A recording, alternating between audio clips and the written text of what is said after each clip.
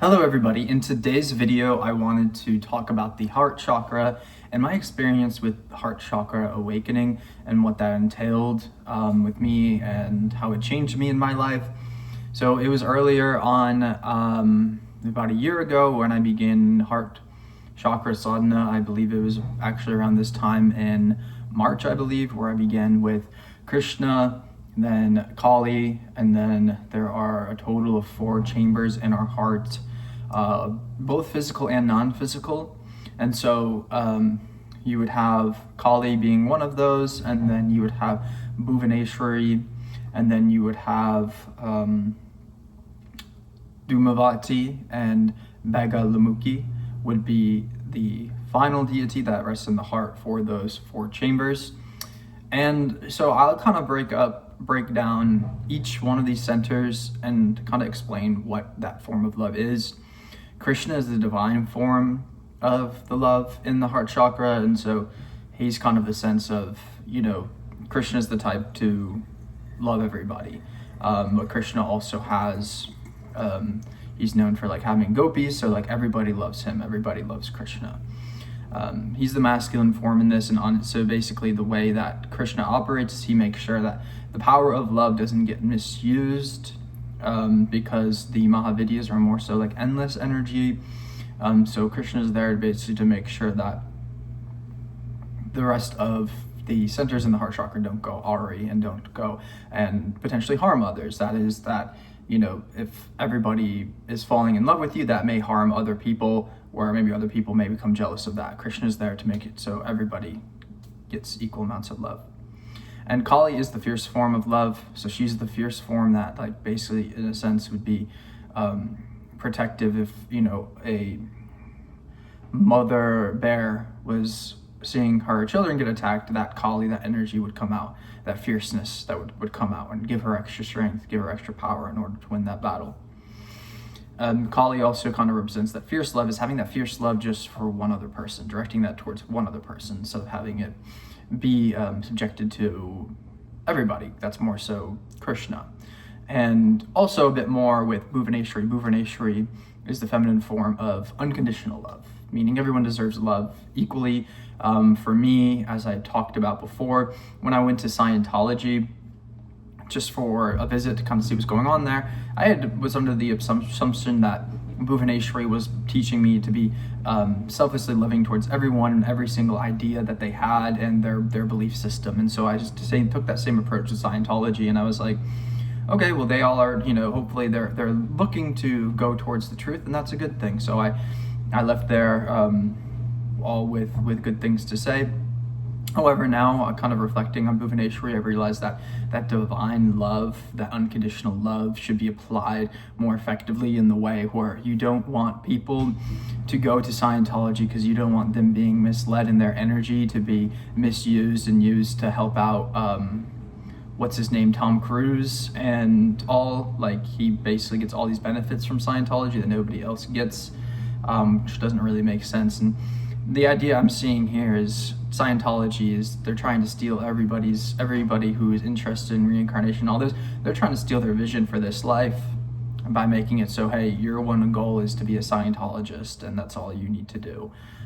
Instead of allowing them to, something like Hinduism or the sadhana path that allows you to be free at the end of it, walk completely free. You don't have to be locked into some cult in order to enjoy the fruits of your labor.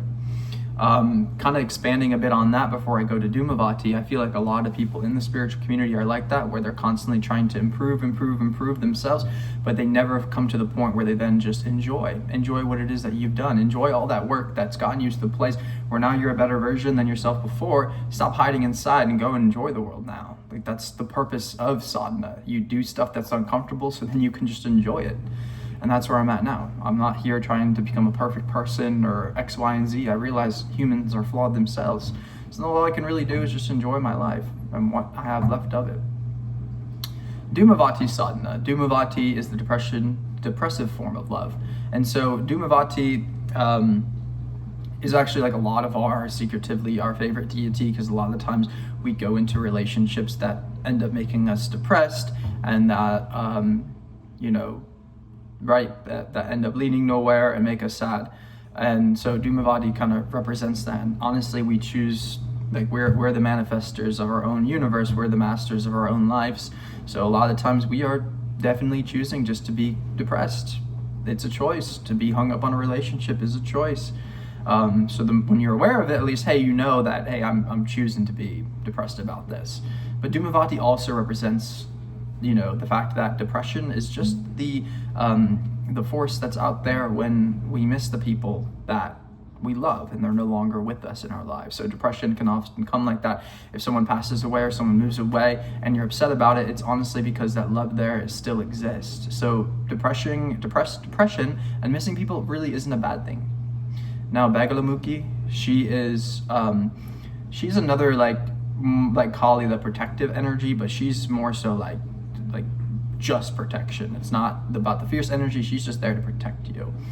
And so with her and my experience with her, it's been like, I've been like reaching out to people from my past, just telling them straight up, hey, this is like what I think of you. Kind of was given that confidence during Bhairava month. I saw Bhairava as kind of being my shadow self coming to surface. But with Bagalamulkhi, I haven't received any bad responses from any of them. So I just imagine that the demon's grabbing their tongue, and that's why, Bagalamulkhi is grabbing their demon tongue, and that's why they have nothing to say, because the only things that they could say would be demonic. So yeah, that would be with Bagalamulkhi. She's also the one that, like, for people who are in politics or people who are going through court cases, who are lawyers or something, that's who they pray to, because she'll make it so, whoever you're going against in that court case, they mess up their words, they trip over their words, they stumble up, and then you kind of get the upper hand, you get the advantage. But what I really wanted to share with all of this was Bagalamulkhi sadhana was the time where my heart chakra completely opened up. During all of these months it took, but when I was experiencing, even starting with Krishna month, I started watching movies and TV shows.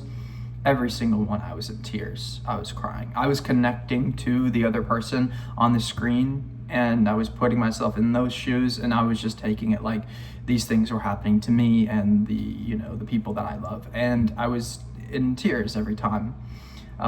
This was quite, honestly, one of the greatest gifts you could ever be given, because now every time I watch media, I feel so connected to it.